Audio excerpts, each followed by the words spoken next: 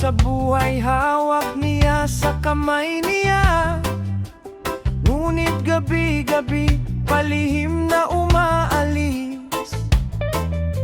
Kapag natutulog na ang kanyang nanay sa gilid. Anak, huwag kang lalabas gabing-gabi na. Paulit-ulit na paalala ng kanyang ina.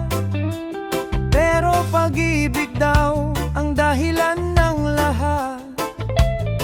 Kaya sa nobyo niyang bata rin siya'y tumatakas. Takbo dalagita, takbo sa iyong pag-ibig. Akala mo'y habang buhay, akala mo'y sapat na ang lambing. Hindi mo nakita ang bukas na darating, na ang laruan ng kabataan ay mapapalitan ng responsibilidad. Takbo dalagita, pero saan ka patungo? May mga desisyong may kapalit sa dulo, at isang araw mapapaisip ka rin.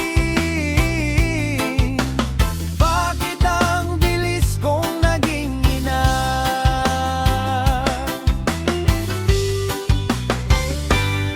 Isang araw may lihim na hindi na maitago. May munting buhay na unti-unting nabubuo. Nanginginig ang kamay nang sabihin sa ina, at luha ang unang naging sagot sa salita. Ang nobyo'y bata rin, hindi alam ang gagawin. Pareho silang takot sa bukas na haharapin.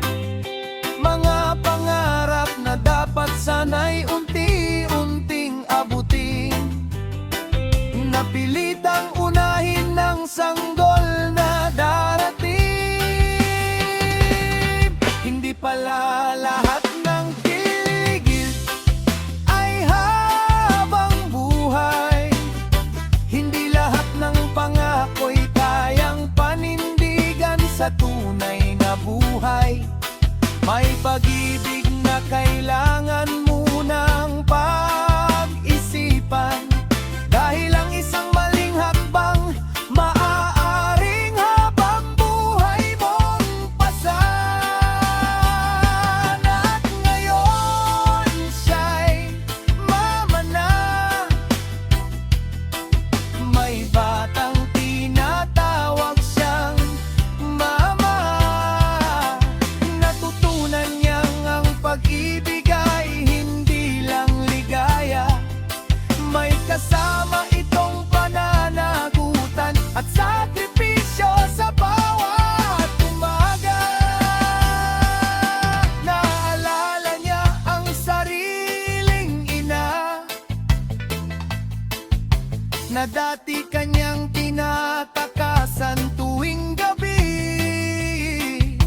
Ngayon ay naiintindihan na niya bakit pala siya noon ay laging pinipigilan ng nanay niya. Dalagita noon, ngayon'y mama na, maagang natutong harapin ang mundo ng mag-isa. Kung maibabalik man ang kahapon, pakikinggan niya ang payo ng kanyang ina ng buong puso.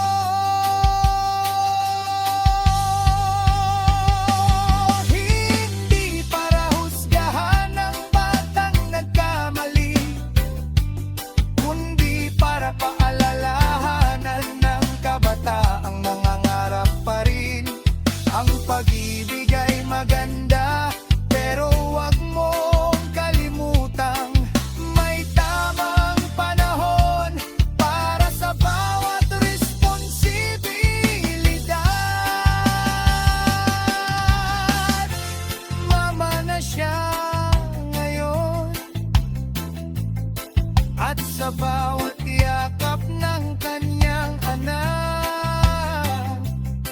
may isa